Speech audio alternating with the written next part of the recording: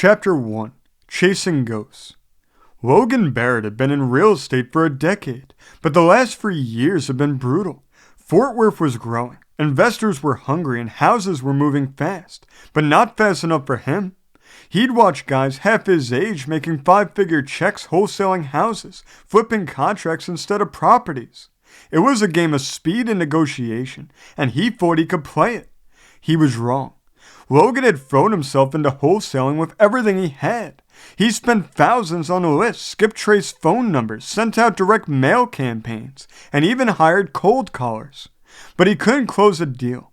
Either the sellers wanted too much, or another investor got there first. His savings dwindled, and his credit cards crept closer to their limits. His wife Rebecca tried to be patient. She believed in him, but patience didn't pay the mortgage. "Maybe you should take on some listings again," she suggested one night, sitting across from him at the kitchen table. "I'm not going back to being a regular agent," he muttered, swirling his whiskey. "I'm close, Beck. I just need a break."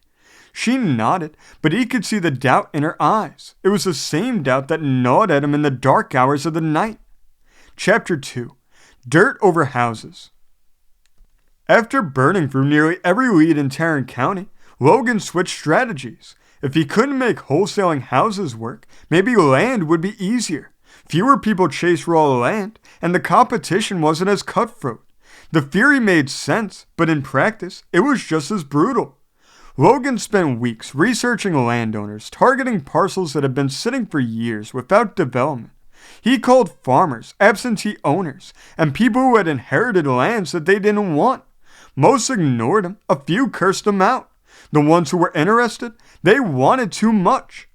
Land wasn't like houses. There were no emotional sellers who just wanted to be done with their mortgage. There were no motivated homeowners facing foreclosure. Landowners either had money or had time, and Logan was running out of both.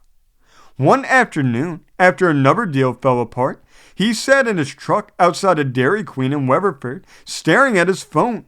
He had one last list to go through.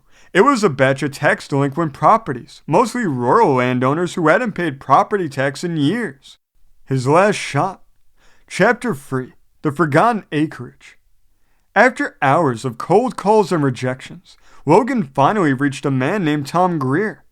"Who?" the voice on the other end said when Logan introduced himself. "Logan Barrett. I'm calling about property in, looks like Colfax County, New Mexico. Your name's on it." There was a long pause. "I don't own any land in New Mexico." Logan checked the county records. "It was deeded to you after your father passed." Another pause. Then a slow exhale. "Hell, I didn't even know he had land out there." Logan's heart pounded. "Well, the county's been hitting it with delinquent taxes for a few years now. If you're not interested in keeping it, I'd be happy to make you an offer." Tom chuckled. "Son, I don't even know what the hell that land looks like. If you want it, make me an offer. Just cover the taxes and I'll sign whenever you need."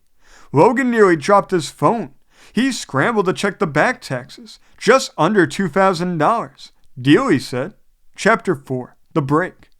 Logan wired the money, sent over the paperwork, and within a week, the land was his. He barely had time to process the victory before listing it online. A few days later, an investor from Colorado called. "You still got that Colfax County parcel?" "Sure do," Logan said, trying to sound calm. "I'll take it for $15,000. Logan gripped his phone. He had just turned $2,000 into $15,000 in less than 2 weeks. "Done," he said, signing the contract that night. For the first time in years, Logan Barrett finally had his break.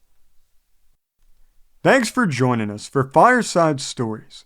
If you like this story and want even more stories, remember to hit the subscribe button and hit the like button. And we'll see you the next time that we all gather around the fire.